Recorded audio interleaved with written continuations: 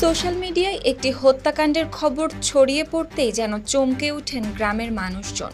যাকে একসময় cycle mechanic হিসেবে সবাই চিনত, সেই সোহেল রানাই এখন শিশু রামিসা হত্যা মামলার প্রধান আসামি। স্থানীয়দের দাবি, বহু আগেই অপরাধের অন্ধকার জগতে জড়িয়ে পড়েছিলেন সোহেল রানা।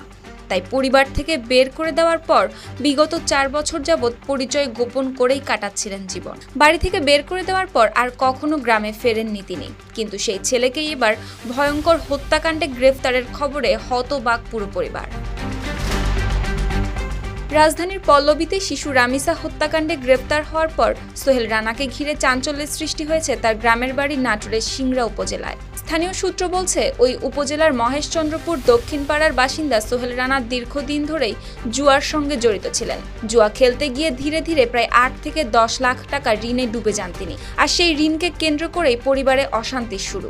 অল্প বিরাট উপকাতি আমার ছালের এখন চিটো হয় আইনের মাধ্যমে সেটা করি।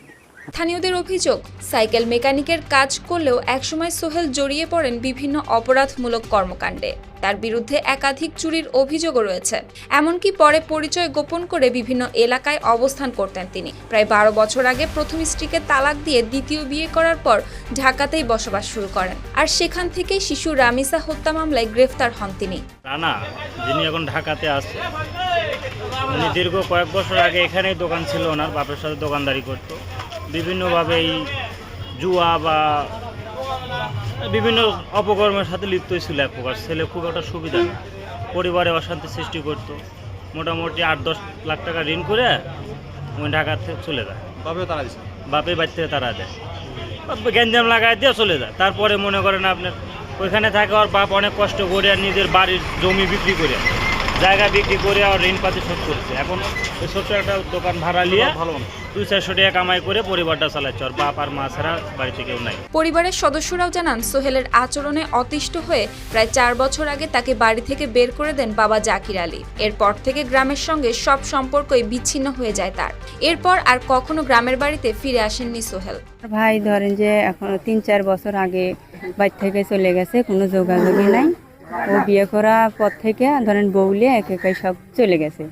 ওর আর আমার সাথে কোনো বাপ মায়ের সাথেও কোনো লেনদেন নাই, আমার সাথেও কোনো নাই। বাপ মায়ের খাওয়ার খরচও দেয় না, কোনো লেনদেনই নেই এর মধ্যে।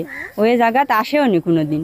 তার চুরির সঙ্গে সম্পৃক্ত থাকার বিষয়ে পুলিশ আরো জানায়, যে আপনার মতো আমিও ভাষা ইয়ে হয়েছে। এটা তো 3 বছর না 4 বছর, এটা সুনির্দিষ্টভাবে জানা যায় নাই। তবে ওখানে একটা ব্রিজের মালামাল চুরি করে সে অ্যারেস্ট হয়েছিল। আপনার কোর্টে তাকে প্রেরণ করা হয়েছিল, হাজতেও ছিল। তারপরে জামিনে মুক্ত হয়ে সে পলাতক হয়।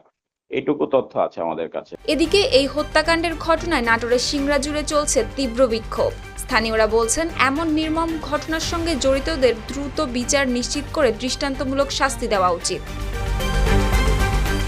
News desk, RTV।